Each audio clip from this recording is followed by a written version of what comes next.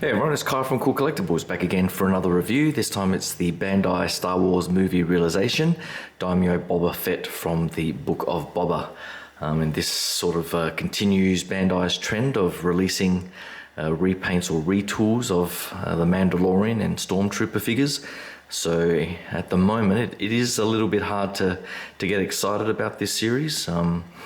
They have quite a few unique characters that they have concept art for, and they have teased at various conventions and have not released, with the likes of Gamorrean Guard, R2, Admiral Akbar, the Scout Trooper, even Amidala, and IG-88. So even releasing some of those unique characters in amongst all of these ongoing repaints would be nice to keep interest in the series going on, looking to the future. But we'll just have to play the waiting game with Bandai here and see what they do over the next several months. I think they've got the Remnant Stormtrooper and the another version of the Mandalorian, Din Djarin, coming up, which is pretty disappointing. So I'll have to see if I keep going with this line or not.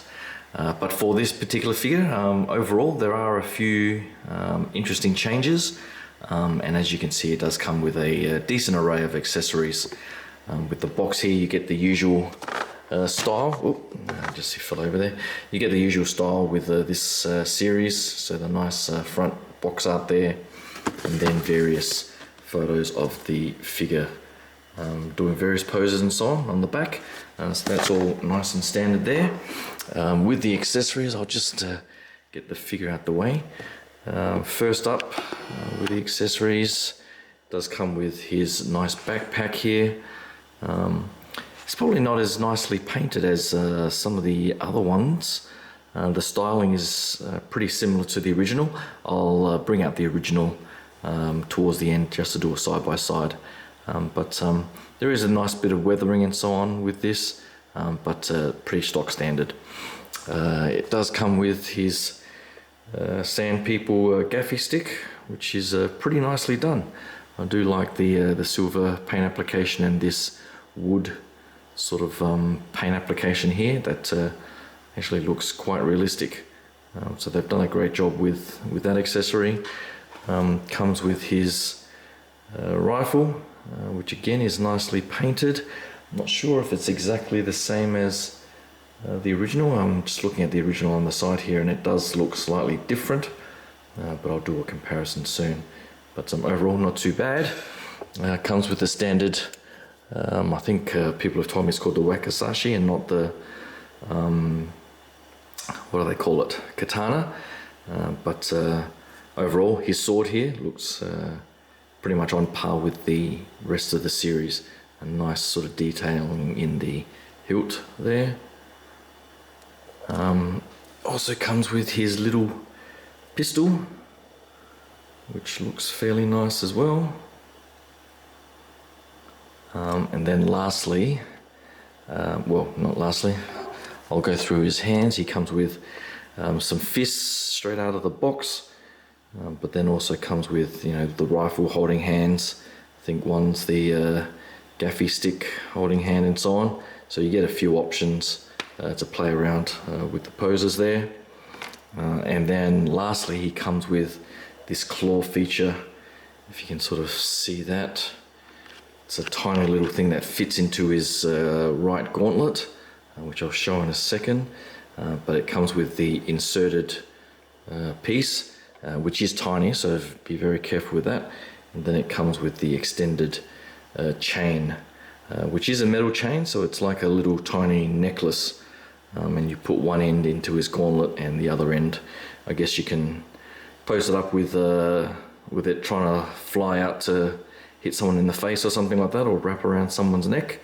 But I guess with this sort of flexibility you can choose however you want to pose it up. But that's pretty much it for the accessories, so I'll just grab the figure again and give you guys a close look at that. Alright, so here it is up close, and overall it is a very nice figure. Pretty in line with the previous one. So if you do have the previous Mandalorian figures or Boba figures, or even the Stormtrooper figures, you'll know what you're getting.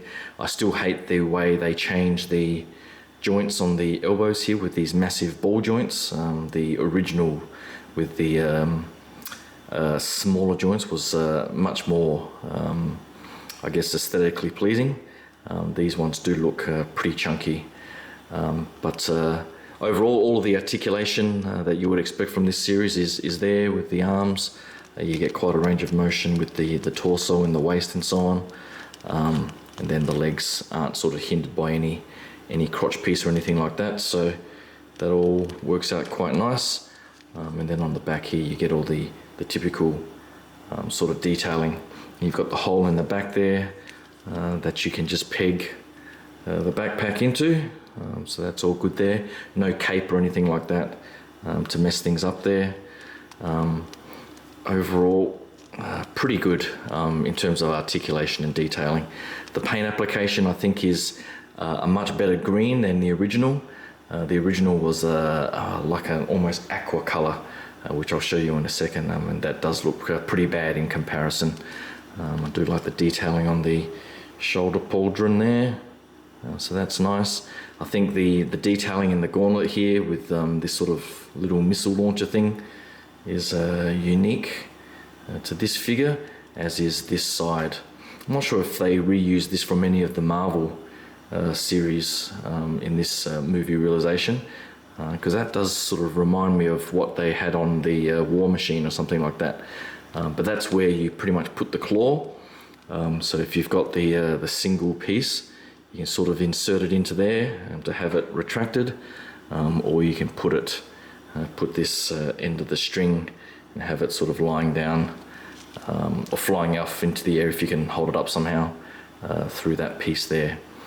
The pistol, I think the pistol just fits in his little, ooh, not sure how that fits in. I think it, unless it goes over the top somehow. I'll have to check some of the pictures to see how that sort of fits in there, but it should fit in fairly well. And then the sheath of I think that just fits in through there like that, and then you can just put the sword through the end there. I always forget if you're meant to have it curved up or curved down. I think there are some rules about how and when you're supposed to wear it curving up or down, so I'll have to double check the other figures. I think all of my other figures have it curling up like this because they're not on horses or something like that, but whatever the rule is, I think you'll be able to Google it and decide how you want to display the figures with that sheath in there. But that's pretty much it for the accessories and the figure itself, but I might just get the two other Boba figures and give you guys a quick side-by-side. Hold on. Alright, so here he is set up with the prototype Boba Fett on the left and the original Boba Fett release on the right. And you can clearly see the difference in colour there.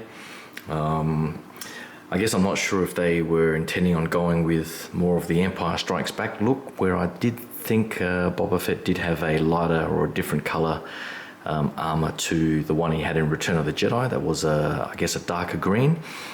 But either way, I think the green that they've gone with this new Book of Boba figure is definitely a far better shade than this sort of aqua style that they went with originally. I still love the white and grey and black sort of colour contrasting with the prototype. I think they did a fantastic job with that one. And as you can see with the original Boba Fett figures, you get all the accessories on his shin guards there and so on, which you don't get on the new ones. I did notice that from an articulation perspective, he's got these ankle parts that are floating, which I don't think are like that on any of the other figures. So that's a point of difference there. But pretty much everything else is standard for this particular series. And I think I forgot to show before that you can sort of put down his visor thing there, or rangefinder, and put it back up as well. So all looks pretty good for different posing options and so on.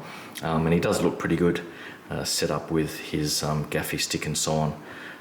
But that's pretty much it for my thoughts on this new Daimyo Boba Fett in this movie realization series. Hopefully you like that quick look and can give the video a like and subscribe.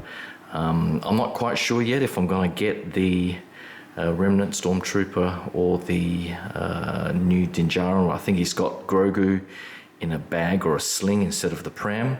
But since I've got the pram version, I think that might be good enough for me. But I do have a few more things coming up over the next month or so with some Revoltech figures and hopefully some more Storm collectible figures as well. So hopefully you can stick around for all of that. But until then, thanks again, and I'll talk to you guys soon. Cheers. Bye.